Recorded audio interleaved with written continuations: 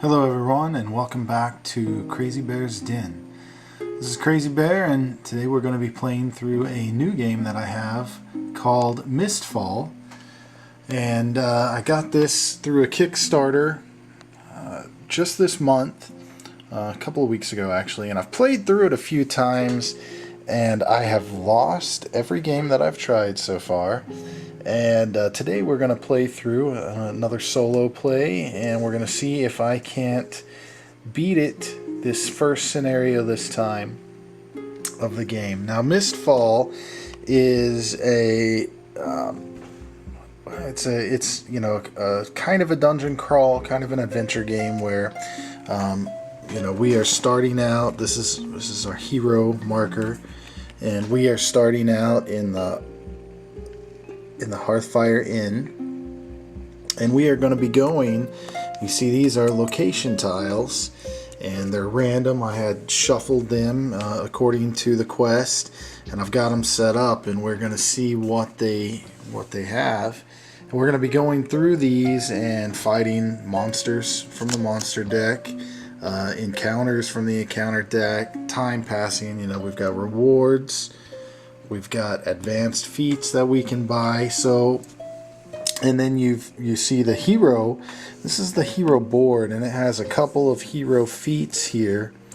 And then it gives us, our starting equipment stuff. And then we have the cards that represent our starting equipment. And also we have our deck. And this, these are what we use for our abilities and everything. And the cards also represent our life, and once we're out of cards, we have to do what we can do with what we have. And if we get to a point where we can't bury any more cards, then we're dead. Now, there's ways to get our cards back from the burial and back from the discard pile into our deck, so there are ways to heal and everything. But it's kind of a hand management, hand deck game where you're trying to make it through to the final encounter before we get to the end of our time on our quest counter. So that's like a long overview. Hopefully you understand a little bit, but you'll understand more as we play. And I really got to recommend, if you're really wanting to look for how to play, Ricky Royal does a really good job in his videos on how to play this game, and I would definitely recommend them. What we are going to be doing is we are going to be going through the first introductory quest called Into the Wilds. Now, this quest gives us all our setup that I've already done, and it tells us our special conditions. If we flip it over here, it tells us about the bad guy at the end, which is Shardhawk the Charred. Then we're also going to have our player aid that kind of goes through all the different phases and everything. And we are using the hero this time, the Arcane Archer. I've tried it with a few other heroes, and I wanted to try this Archer to see how I could do. And so he starts out with a longbow, a quiver, and a hooded cloak. And then you always get your hand of 5 cards. So these are different abilities here that you can use. Alright, so we are going to start out, and the first thing is the reinforcement phase, which you only do if you have an active encounter. We don't. This is brand new. So we're going to move right to the travel phase. So we are going to travel from the Hearthfire Inn to our location here, our unknown location, and let's flip it over to see what it is. And it's a circle of sorcery. So this is a cursed land, and when this location becomes the active location, immediately deal 2 magic damage to each hero. Now, one thing I should say is that this game can be played with 1 to 4 players, and it has a number of different heroes to choose from. You have 7 altogether, so the 6 here, and then the 7th one, which is the archer. And so when it says each hero, if we had more people playing, it would deal damage to each hero. So now, when you take damage in this game, you have to either discard cards from your hand to the burial pile for each wound, or you can take them straight off the top of your deck for each wound. Or you can use some of your abilities, such as this one, Reflex, cancel 2 melee or magic damage and move up your threat. So I'm going to actually use that right now. So this is going to go to my discard pile, and I'm going to have to move my threat from 3 to 4. Now our threat, I think it's called focus in this game, but it's what our enemies use to determine how many are coming to attack you and where. And it's really makes more sense when you have multiple heroes, because the one with the highest threat, the enemies go there first and then going along. But it's just a way of attracting enemies and seeing how many enemies are going to come after you at once, because of how threatening you are. Alright, so now we're here. So once we turn this into the active location, we put a wound on there to represent that it's perilous. So it's not safe to rest here. And once we do that, we now have to say, okay, we have to draw a new encounter. So we're going to go draw a new encounter. Crushing Assault. Okay, so this is the encounter. So what this says is you're going to draw a number of enemies equal to 2 times the number of players. That's what that helm represents, or number of heroes, plus 1. So 2 times 1 plus 1. So we're going to draw 3 enemies, and they can be from the green pile, and they can be of any type.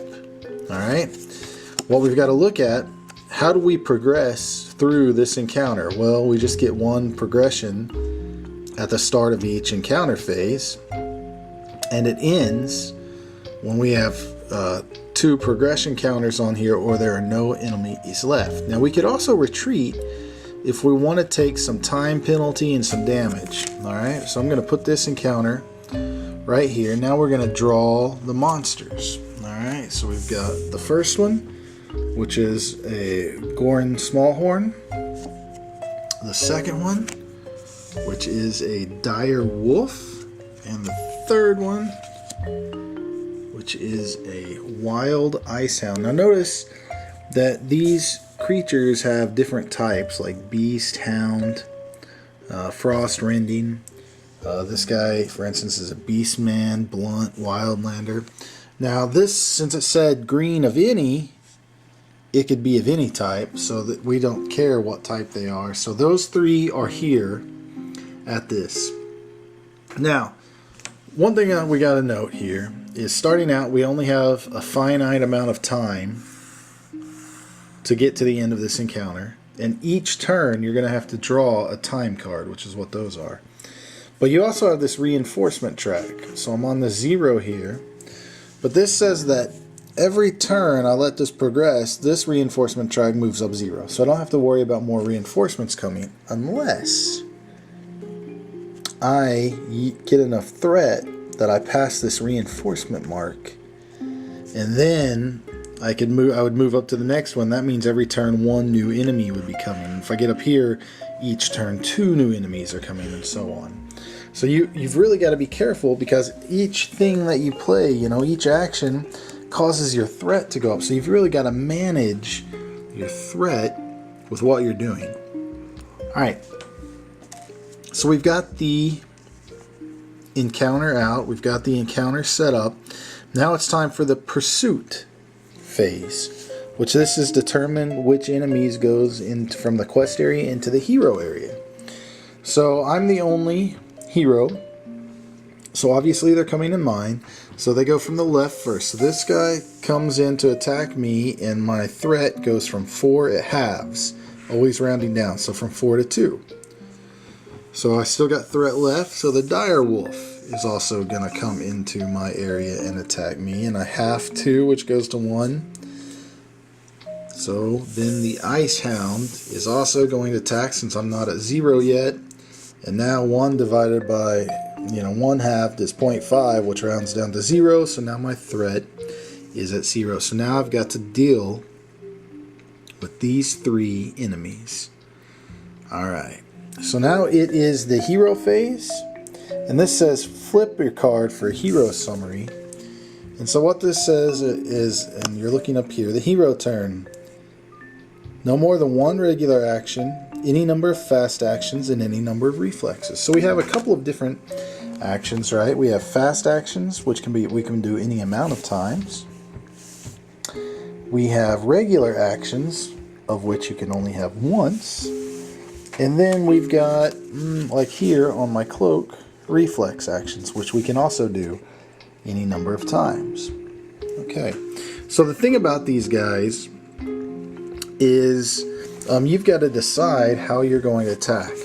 These on the defense phase are going to attack you. This guy is going to deal 2. The wolf is going to deal 2. And then the ice hound is going to deal 1. And then they have their health 3, 3, 3. But then they also have their defense value. So this guy can resist 1 melee attack or 0 magic attack. Direwolf can resist 1 of each, and so can the Ice Hound. So if I wanted to kill them straight out, the Ice Hound or the Direwolf, I would have to deal 4 damage, because 1 damage is blocked and then 3 goes through to deal him. Now the other thing I got to look at is the text on the cards. So Blood Fury, this enemy deals 1 extra damage for each 1 wound on the card. So I definitely want to kill him instead of just wounding him, or else he's going to do more damage. The Direwolf is a little worse. It says Relentless. Do not discard this enemy when dispersing enemies. So if I'm to finish this encounter, when I finish an encounter, all of the enemies are discarded. Well, this guy, because he has that ability, will not let me discard him. So he might be one that I need to think about taking out. And then the Ice Hound, he deals an extra damage for each other hound in the same hero area. Fortunately, I've only got 1 hound. The Direwolf is actually a wolf, not a hound. And this guy's a beast man. Alright. So, let's see what we should do. Okay, so the first thing I want to do is I want to get rid of this Direwolf. I'm going to have to deal with him regardless, since he will not disperse. So I really need to kill him off. If I look here, I've got, my bow. So keeping in mind that I need to deal 4 damage. Let's see, I can do 1 regular action on my bow, which deals 1 damage. But then I can discard 1 other combat card to have it do 1 more. Or I've got the second regular action, which deals 2, and then I can discard up to 3 combat cards to do 1 each. Okay, that's not bad. But none of those by themselves are going to kill the Wolfhound.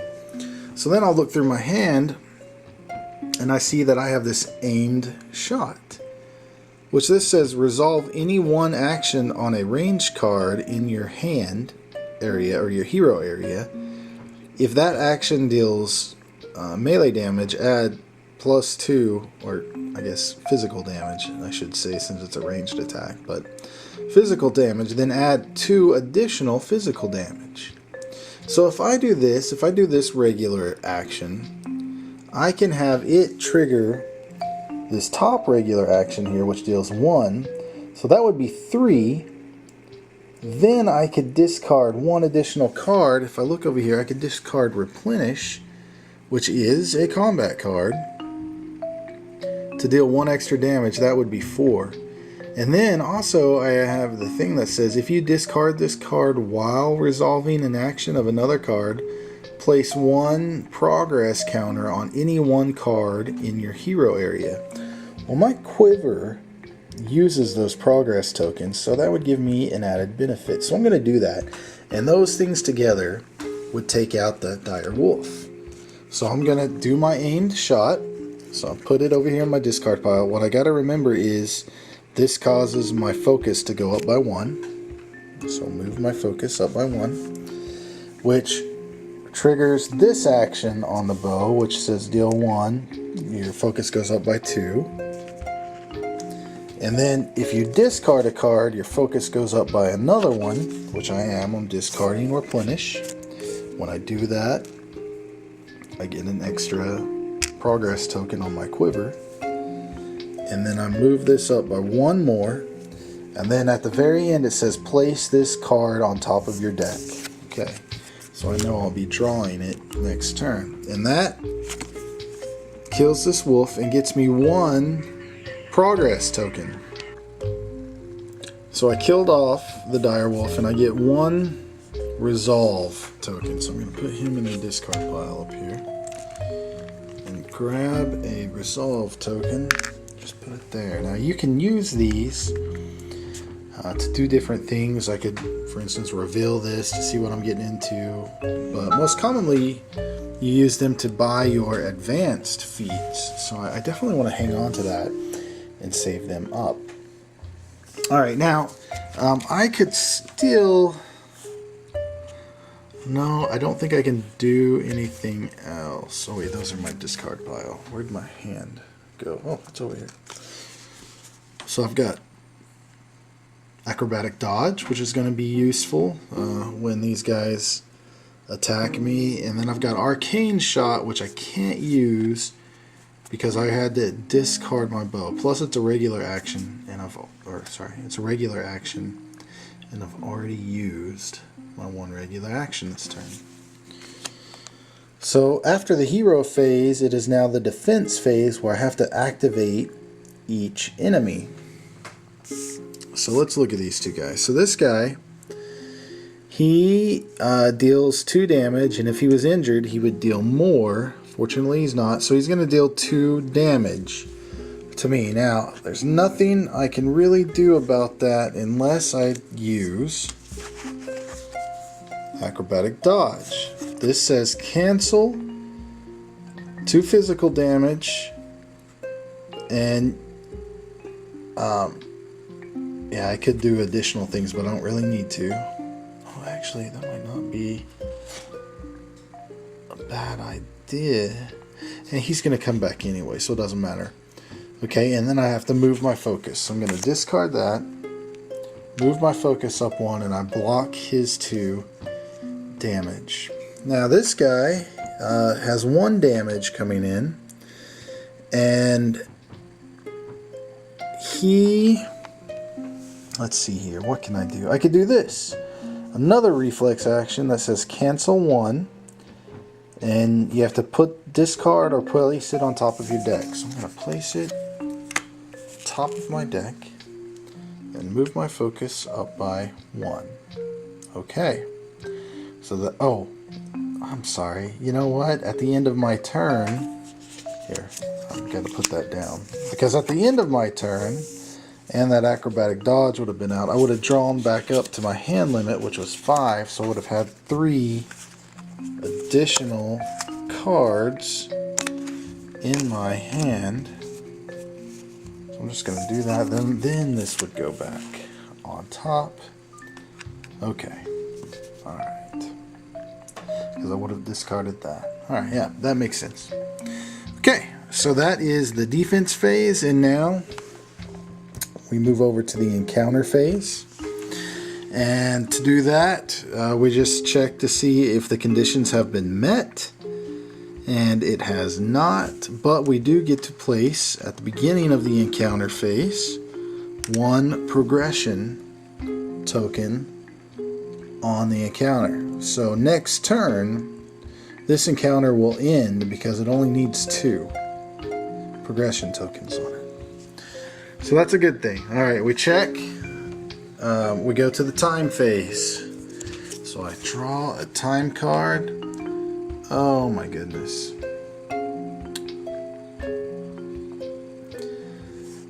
Oh, the myths are relentless. Okay, so I have to move my time up by 3 first of all. So 1, 2, 3. That is bad. And then it says event. Move the time up again. And we can collectively discard 3 times the number of heroes to ignore the event part. And they say, reminder, this question mark is equal to the highest number the marker cube occupies or has passed on the time track. Well, the highest number is 2. See, because we've got 1, 2 we've passed. We haven't quite gotten to 3 yet. So we would have to move the time card an additional 2 places unless I discard 3 cards. Alright, so I'm going to put that up there. And I'm going to look here. I would have to get rid of aimed shot, replenish, and because I want to keep my longbow and arcane shot. You know what? Yep.